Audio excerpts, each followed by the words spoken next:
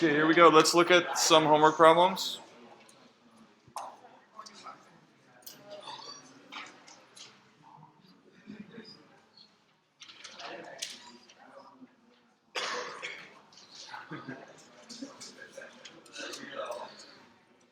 Okay, let's just do the ones that have the lowest success. So here's one, and we want to use the ratio test to do this. And so when you work out the ratio test, I'm not going to do that part, but you'll get L equals 1. And so then we have to do something else. Yeah, so there's L equals 1.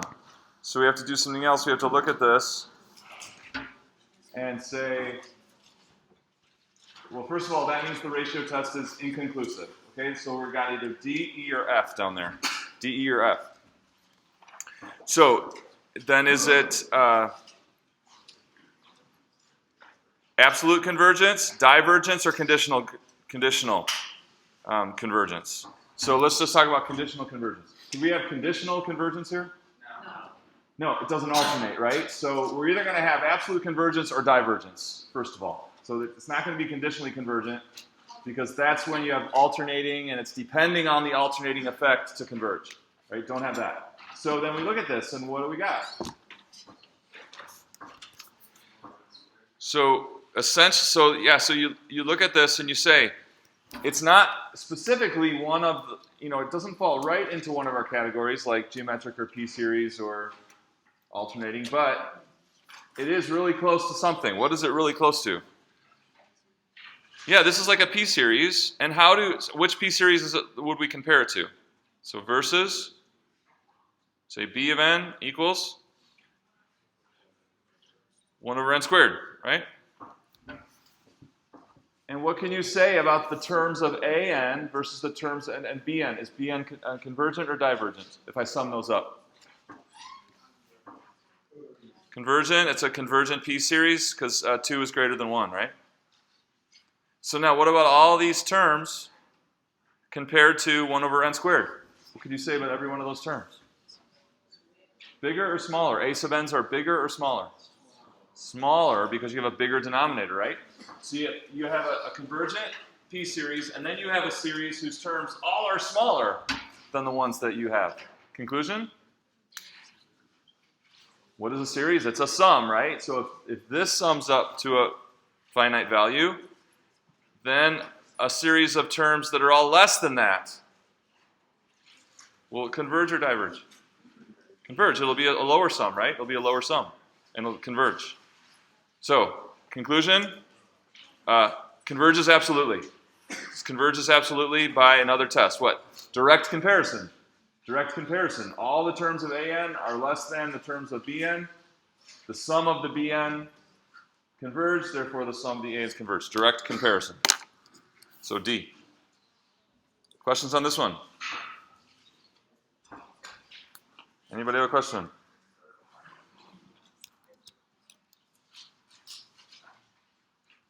Okay. Let's look at 7. Now let's look at 3 and 7. Oh wait, actually 10 and 7. All right, so we'll do 7 next. So the first reason why the series converges. Okay, so we'll go through them a little bit fast, but try to stay with me. This first one is 6 times 7 to the n, and then, what is 10 to the 2n? That's really the same as 10 squared, also to the n, or 100 to the n. So this is really 7 over 100 to the n. What do we got there? Oh, I can probably have to.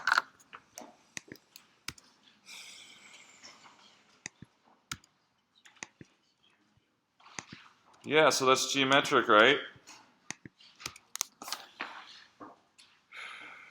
Okay, so this is a geometric series. Geometric series. Is it comparison or is it truly a geometric series? Truly geometric, right? Even though it's not n to the n minus 1, it's just you're missing the first term, right? So if it was n minus 1, you'd have one more term at the beginning, but that doesn't make it not It's still geometric even though it's not n minus 1, starting at n. Okay? So that's geometric. All right, what's the next one? Now, sine squared of 7n over n squared. So we have to think about what is sine squared of something going to be.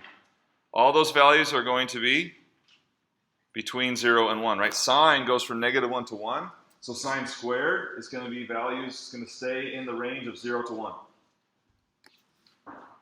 So you're always going to be taking some fraction of 1 over n squared. Is it a p-series? It's not a p-series because you have the sine squared on the top. But every term will be like a fraction, a multiple from 0 to 1 of n squared. And so you're basically, it's like the example we had before. All the terms are going to be less than or equal to all the terms of 1 over n squared. So this is comparison, right? We're comparing that to that. Okay, so now this one, when we first started talking about sequences, we brought up this, cosine of n pi. What does cosine of n pi do? What is that? That just alternates, right? So that's the sequence -1, 1, -1, 1. Because you have cosine of pi, cosine of 2 pi, cosine of 3 pi, which are the x-coordinates out at the left and right side of the circle. -1, 1, -1, 1, -1, etc. So that is going to make it alternate. Now, if it were just cosine of n, some of the terms would be negative and some of the terms would be positive, but it wouldn't be alternating. Alternating is truly, you alternate. Negative, positive, negative, positive. Cosine of n has some negative and some positive terms, but they don't alternate. Okay, so it's got to be exactly n pi if you're using cosine like that, or something that truly makes it alternate forever. All right, so we got alternating. And then natural log of 2n, 1 over natural log of 2n, that sequence decreases to 0. Because natural log gets infinitely large. So that decreases to 0. You got the alternating effect. We know by the alternating series test, that converges. Okay, this one. So this is actually, break this up into two series, right? You're gonna multiply the n times that thing and the 1 times that thing. So when we multiply the 1, that's truly a geometric series right there.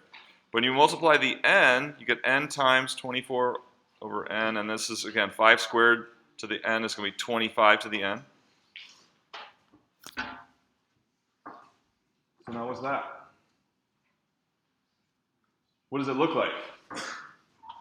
It looks geometric. It looks geometric, but it's multiplied by n. So it's not geometric, but as n gets big, okay? So yeah, this is like, it's going to be like infinity times infinity as n gets large. Infinity times 1 over infinity. Okay, so this is going to get small, this is going to get big. But geometric series are, when you have the n in the exponent geometric series, that's like the fastest rate, okay, that you have. So the rate at which n gets large is much, much slower than the rate at which this will get small. Okay, so geometric series are geometric. When you have n in the exponent, that will have the fastest rate. Whether it's goes to positive infinity or negative infinity, that will have the fastest rate. Okay, they told you these converged. Okay, they told you these converged. So this is like a comparison to geometric, because it's like geometric, and in the end, this is going to go to 0. That sequence is going to go 0 as n goes to infinity, because the geometric part gets to 0 a lot faster than n gets big. Okay, so this comparison to geometric. Let's see. All right, this one. Also, you have to break it up into 2. N squared over n to the 4th minus 6 and radical n over n to the 4th. Both of those are like p-series, but the minus 6, they're not p-series, right? So if that minus 6 wasn't there, then they'd both be p-series. But with the minus 6, not a p-series. But close, right? In the end, essentially a p-series. Again, comparing to p-series. Last one is an easy alternating series test. That thing decreases. This is like harmonic. Basically, it's just a variation on the alternating harmonic series, 1 over n. Okay? As n gets big, 1 over 6n plus 7 decreases to 0. It alternates. Done. Questions on those?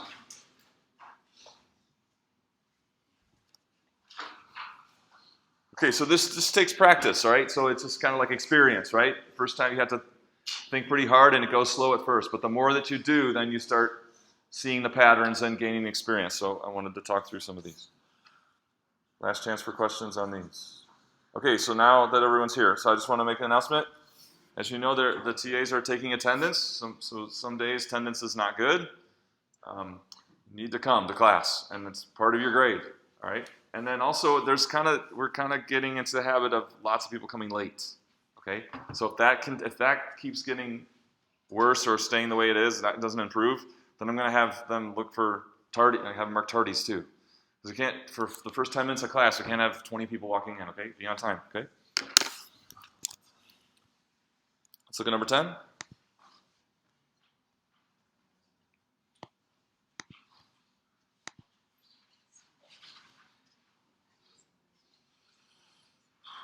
Okay, so this is now talking about absolute convergence versus conditional versus divergence.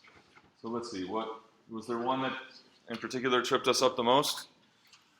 Okay, that's going to be divergent. That's going to give you L greater than 1. That's pretty straightforward. Okay, this one. So this is going to be not alternating, okay? So yes, some of the terms are positive and some are negative, but it's not alternating. But the key is, if we put absolute value around it, would it still converge? If we put absolute value around that, would it still converge? Absolutely, yes, definitely, absolutely would, because you'd have basically, all your terms would be smaller than 1 over n to the 6. Sign is between -1 and 1. Okay, so even with the absolute value, this thing is less than a convergent p-series. Okay, so that's absolutely convergent. So this is divergent. You can do that one yourself. All right, this one. So that's basically alternating harmonic series, right? That's a variation on the alternating harmonic, because you have n to the first in the denominator. So it's like it's basically the same as 1 over n or 1 over 2n. So that converges conditionally, right? We know the alternating harmonic series. Harmonic diverges, but when it alternates, since the terms go to 0, converges. All right, what's this one going to be? Let me see. Oh, that's going to definitely be absolutely convergent. This is like 4 over 16 to the n, first of all. So it's convergent geometrically, and then this is like 1 over n on top of that. 3 over n squared. So this is definitely gonna, if you work through the ratio test, you'll get L less than 1 for sure, because that converges. That's harmonic, but it's multiplied by a convergent geometric series, which that just rules the day. Okay, this will go to 0, but way fast, so that the rest of that doesn't matter. That'll be absolutely convergent. What about this? That will also give an L less than 1. How do I know that? Because again, what's fighting here? N plus 5 all the way down to n plus 1. So a polynomial over an exponential or a geometric term.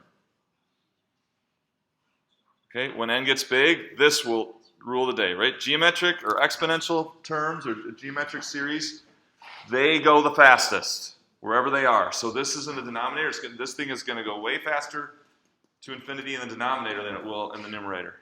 And if you work out the ratio test, you will definitely get L less than 1. Questions on those? So for this one, This one, you actually just use the plain old definition of absolute convergence. You don't, the ratio test, you'll end up with sine of 5n plus 1 over sine of 5n. And that's divergent.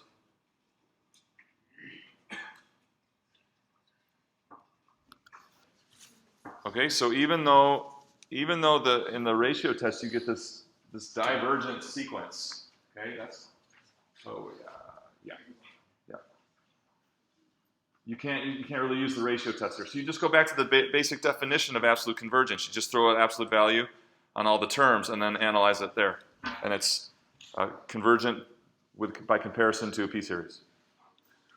But all the rest of these, most of the rest of them, you can do by ratio test. Questions on this one? Okay. Let's move on. It's getting good now.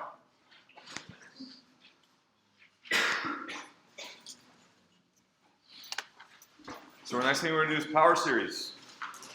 Power series.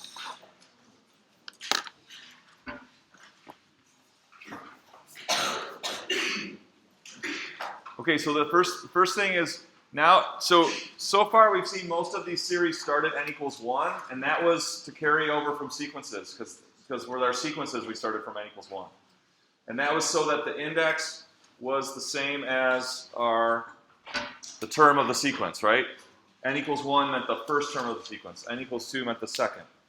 But now we're going to see lots of series that start from n equals 0. Okay?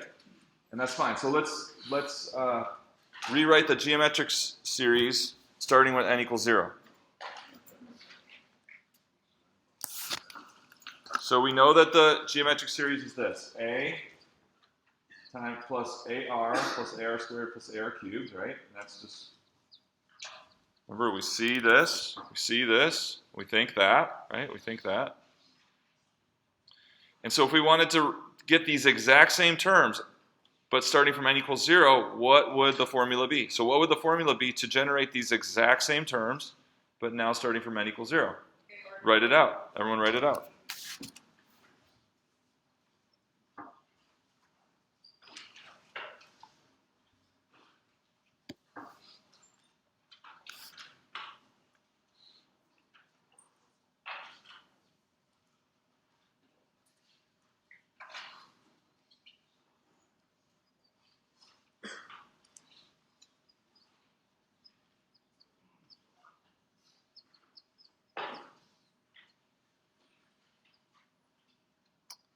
Okay.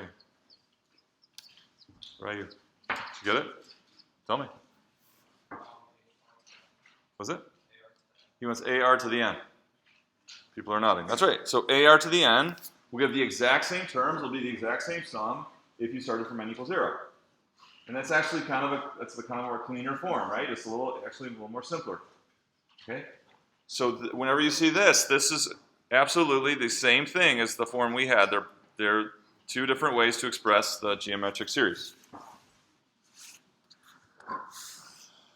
Okay, and so this is an example of what's called shifting the index. We're going to see this in some examples. You're going to need to do this. So from here to here, what did we do? We shifted the index.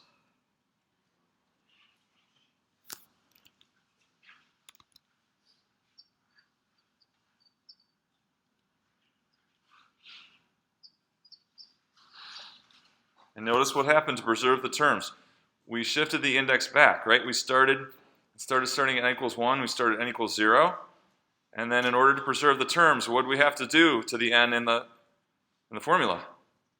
If we're shifting the index back, then in the formula, what happened to the index?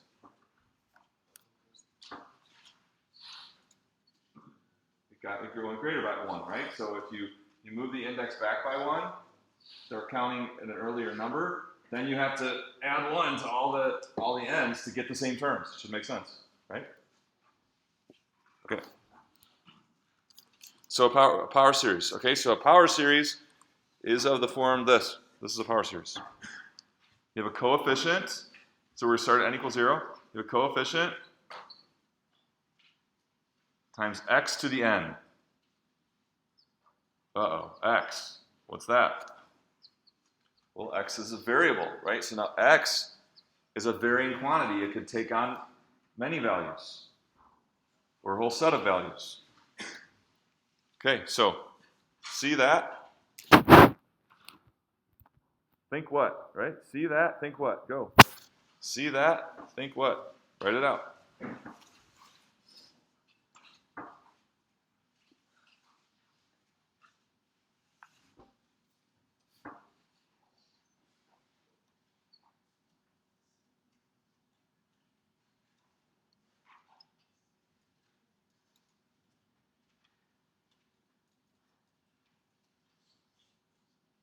Okay. Way back in the corner, in the white shirt. Did you get it? No, way in the corner. Yeah, I got C and x to the 0 so 1 plus C and x to the first plus C and x to the third all the way to C and x to the n. Okay, so Cn, C sub n. right? Constant. Right, and what does that constant depend on? It's an n, right? Right next to her. Did you get it? Yep. Yeah. In the maroon shirt. No, Don't know. In front. C sub 0. Okay.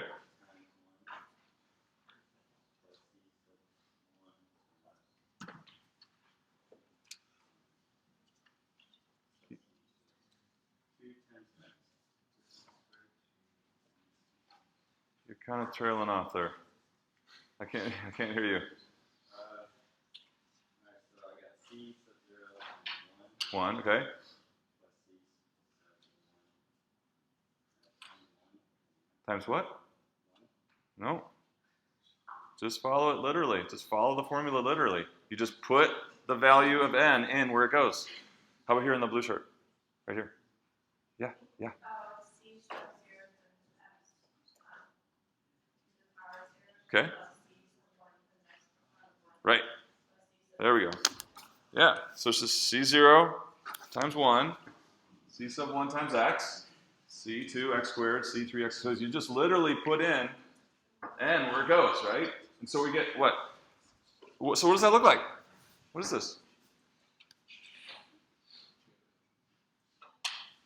Okay, so there's a geometric, right? So we have a geometric effect to it. N is in the exponent. But when you look at this right here, that should look awfully familiar. What is that?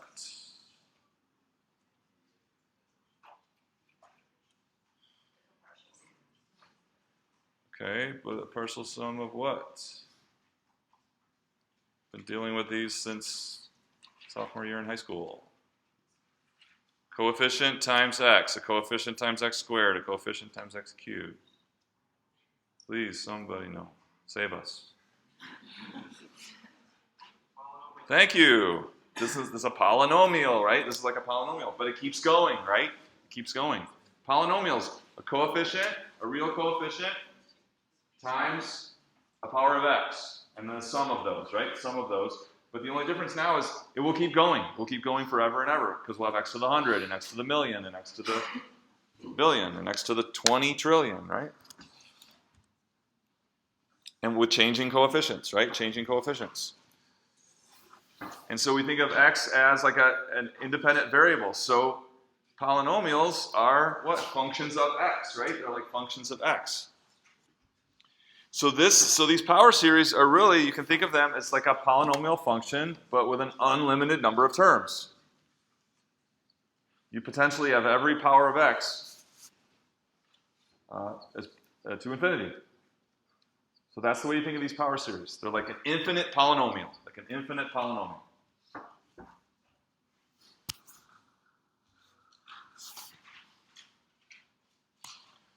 Okay, and so then that begs the question. So we're talking about convergence of these series. So in a particular, so for a particular C sub n formula, right? A formula for the coefficients, for what values of x does the series converge, and for what values of x does it not converge? For instance, if all the coefficients were 1, If all the coefficients were 1, then for what values of x would this converge, and what values of x would it not converge if all the coefficients were 1? What would it be? Yeah, what kind of thing would we have? If all the coefficients were 1, it would just simply be it's the geometric series, right? Geometric instead of like r to the n, right? So if all the coefficients were 1, then the x values that would make it converge would be from -1 to 1, just like a geometric series. And if it's outside of 1 or -1 or less, or 1 or greater, then it diverges. But the reason it's not just a geometric series is because these coefficients can be some kind of complicated formula of n, and that affects things greatly, right? So then that changes the game based on that coefficient, Cn. Okay, so let's do an example.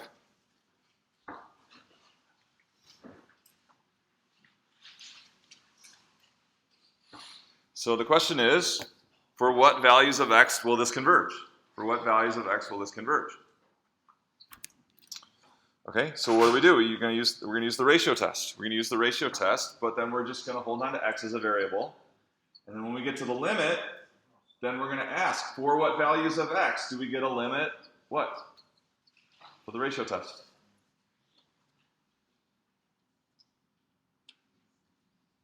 Ratio test, if we want it to converge, the limit has to be less than 1. So we're just going to hold on to that value of x, and we're going to get down to the end, and then we're going to say, for what values of x do we get that limit to be less than 1?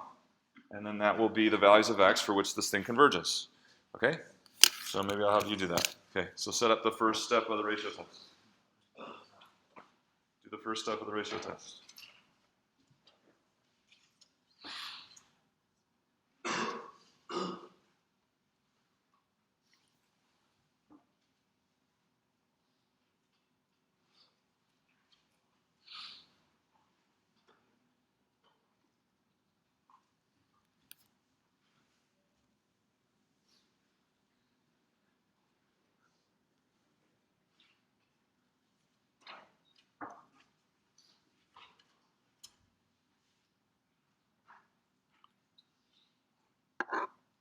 Okay, and so we're all experts at the ratio test. You should have written down this.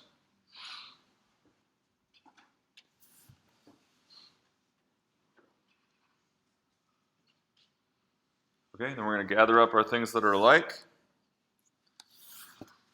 And so we're going to get 2n minus 1 over 2n. You get 2n plus 1. 2n plus 2 minus 1. It's the same as 2n plus 1. And then x, you got one more x in the numerator than you do the denominator. So our experience is that it's kind of these steps, resolving these, simplifying these fractions based on just algebra and rules of exponents, where many of you get tripped up, so you really have to, if that's what's tripping you up, then get a crash course really quick. But I really recommend that you see exponents for what they are. If you don't have to memorize anything if you just say, oh, that's n plus 1 x's multiplied together. And then that's n x's multiplied together. So I have one more on the top. So there it is, one more on the top. So there's no memorization or any rules to do if you just know what the exponent means. Okay, where do we go from there? So what is this limit? Absolute value of x. And for convergence, we need that to be less than 1 for convergence. And that's less than 1 when x is between -1 and 1. So this particular set of coefficients, it's still just really, in the end, it's just like a plain old geometric series.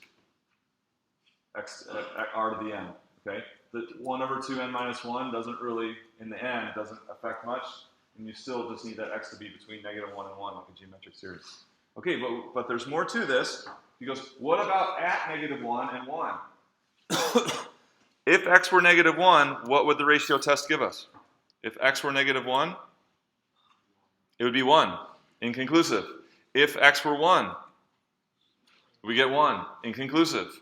So for those two particular values, the jury is still out. We don't know. We don't know. We know that outside of negative 1 and 1, definitely divergent. But at those endpoints of that interval, we get the limit is 1, so it's inconclusive. So we have to, what we'll do is, we're going to plug in those values and then analyze it like a normal series, right? So we're going to plug in x equals negative 1, and then we'll have a series like the ones we've been working on. So when x equals negative 1, what series do we get? Just write it out. Plug in negative 1 into the original series. And now it's no longer a power series, it's just a series we're going to analyze like the ones we've been doing. See?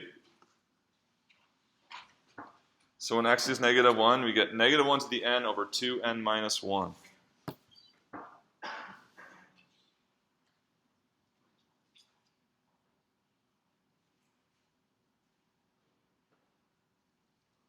Hopefully we know this one by now. Convergent or divergent? Orange hat, what do you think? What's that? What converges to 0?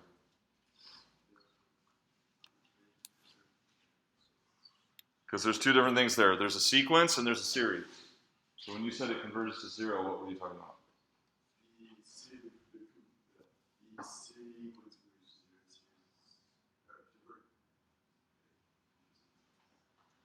Okay. How about down here in the front, in the orange shirt? Yeah. Don't know. I know Jacob knows. Yes, sir, Ori. Divergent harmonic series? Divergent harmonic series. Okay, Jacob. It's conditionally convergent. Okay. The series is. Because?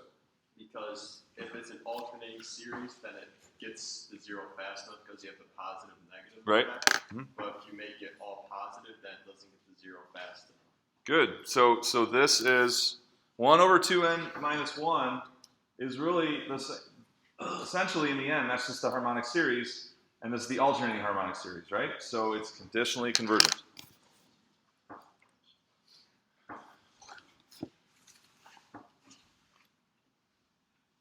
Okay, this is convergent by the alternating series test. And so we don't care about, so we're just trying to find out where this thing is convergent. So we don't care that it's absolutely or conditionally convergent at this point. We just want to know at negative 1, does that thing converge or not? Yes, it does, because it's the convergent by the alternating series test, or it's essentially the convergent harmonic series. Sorry, alternating harmonic series. All right, what about x equals 1? What will we have then? 1 over 2n minus 1. Convergent or divergent?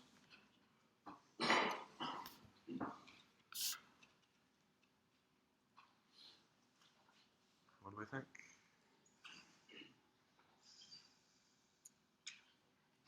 Do you know? I said it was divergent because you can compare it to the harmonic series. And how do the terms compare to the harmonic series? They are. No, I'm sorry. Smaller. Because they would be a little bit bigger. Or no? Well, you could actually compare it to 1 over 2n. All right, so 1 over 2 to the n. That certainly diverges, right? Yeah. And then how are all those terms compared to that? They're a Little bit bigger, right? So we can compare it to the sum of 1 over 2n. Because all those terms are a little bit bigger than all the terms of 1 over 2n. Add them up, we know that will diverge. I should have said comparison to 1 over 2n.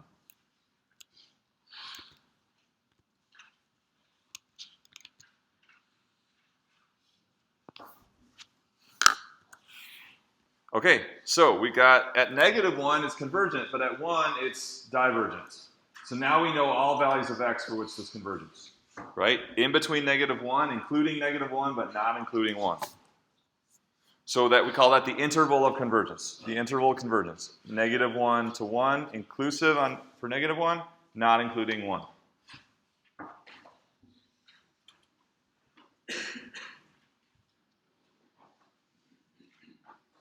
Okay, so on a number line, that looks like this, right? On a number line, we could graph it like that.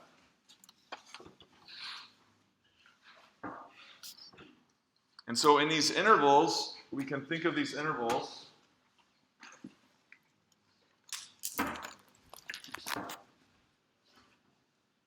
kind of like a circle, right? So the center of this interval is 0. And then what's the radius of the circle? 1, right? So I think, right, 1. So you can think of these intervals kind of like a circle. This one would be centered at 0 with radius 1. So we say the radius of convergence is 1. The radius of convergence is 1. So the distance from the center of your interval out to the end of the interval is called the radius of convergence. It's called the radius of convergence.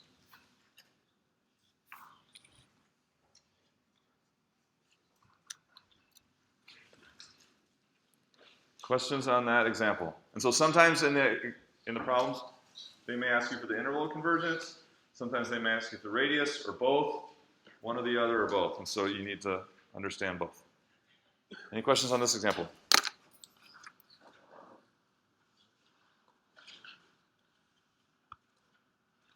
Okay, let's look at this one. See how far you can get. See what you can do on your own. So we want to know for what values of x does this converge? See how far you can get.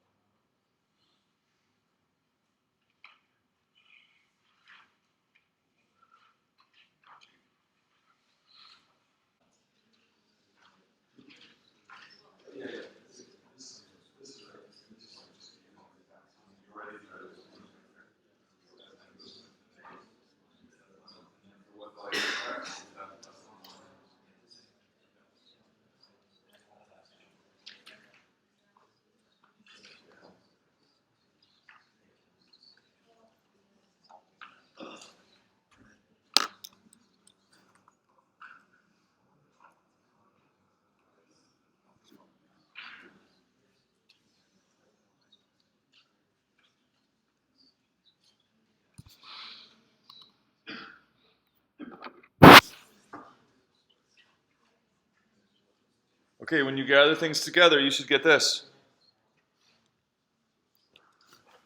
-1, 2n plus 1 factorial over 2n plus 3 factorial, and then x squared. When you gather things together, is that what you got?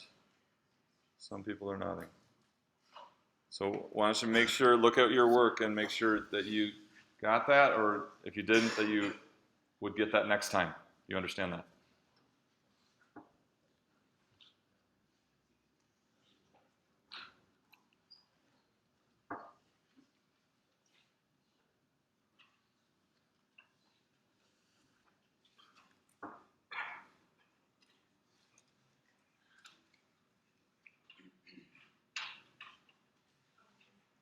So here's the first deal, right? How do we want to think about that? I've got some number of x's multiplied together. 2n plus 3 of them. Then at the bottom, I've got some number of x's multiplied together. How do that number of x's multiplied together compare? I imagine a bunch of x's multiplied across the top, a bunch of x's multiplied across the bottom. How do I simplify that? I have to compare how many I have. How does this number of x's compare to this number of x's? 2 more on the top. So I'm left with x squared.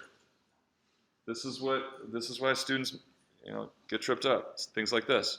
Then this thing here, 2n, so this is x squared. All right, this part, 2n plus 1 factorial over 2n plus 3 factorial. How do I simplify that? Write out what 2n plus 3 factorial is. 2n plus 3. Then?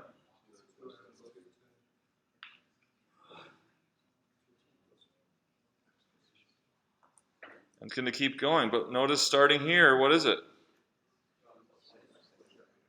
It's 2n plus 1 factorial, right? So factorial means start with the number you're given, then keep multiplying by 1 less, all the way till you get to 1. So within 2n plus 3 factorial is every factorial less than 2n plus 3, including 2n plus 1. So these are gone. Questions on those two simplifications?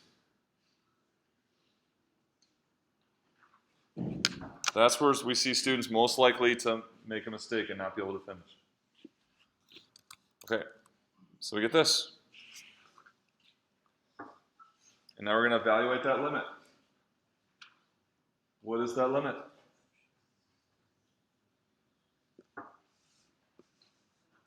No, it's the limit. No, notice it's the limit as n gets big. And think about it for a particular x. Don't think about x changing. X does change. X takes on many, many values. But for this limit, we can just think of x as a particular value of x. So for a particular value of x, what is this thing as n gets large? You should see that this is 0. This is 0. So then we ask the question, for what values of x is this limit less than 1? So if we chunked out particular values of x, 10, 15, -2, what happens no matter what the value of x is? What is this limit? So for what values of x is the limit less than 1?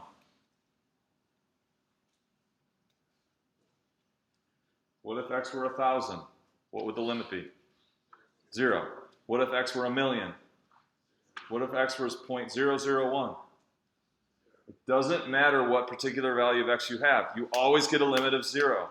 So for what values of x does this converge? All real numbers. Do you see it? Does it make sense? It doesn't matter what x is in this case. That limit always is 0, which is always less than 1, no matter what you choose for x.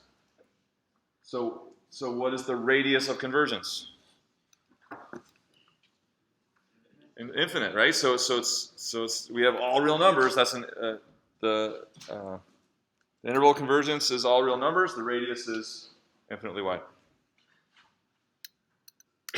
Questions on this one?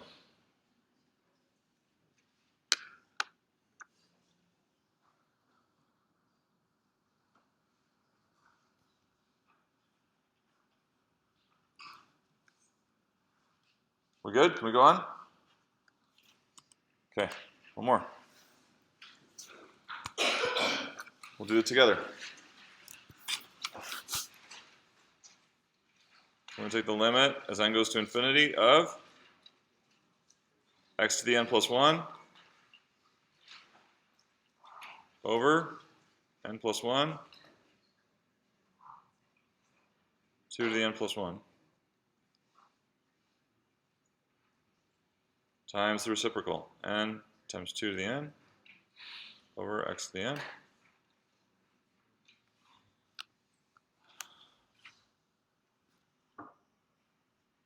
Okay, we know with -1 to the n, the absolute value, we'll simply make that go away.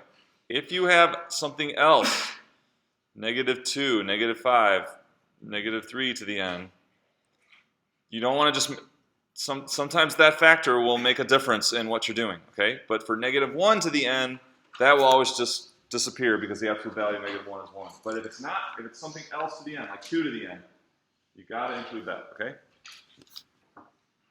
How many more x's in the top than the bottom? One more, so we're just going to have 1x. We're going to have n over n plus 1. How many more 2's? Where do we have more 2's? In the bottom. One more 2 in the bottom. So we get this. Limit time. What's the limit of this? 1. So we need what? We need absolute value of x over 2 to be less than 1. Then this thing will converge. So that means x over 2 is less than 1 or greater than -1. And x is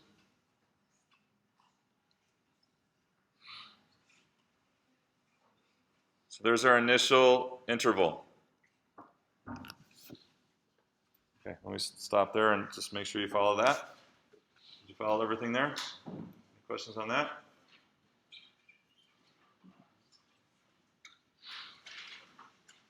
So this is for convergence, right? For convergence.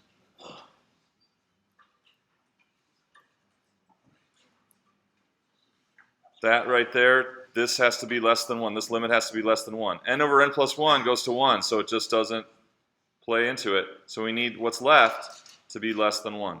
That results in x between -2 and 2. But what we have to check.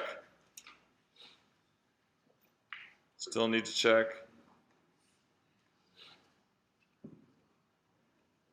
So when x is -2, we get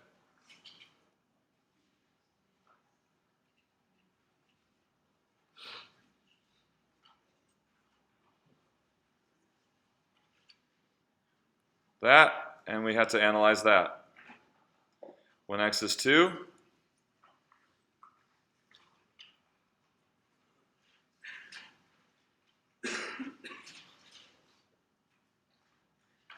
this one, we'll just do this one. This is fast, right? 2 to the n over 2 to the n goes away. And what are we left with? Because it's the alternating harmonic series.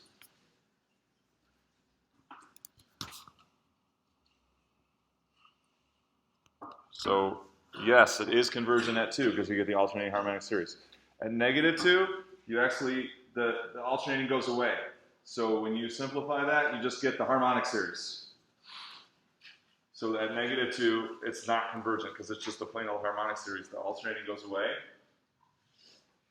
And so this is the actual answer. Radius of convergence is 2. Distance from the center is 0 out to the end. So the radius is 2.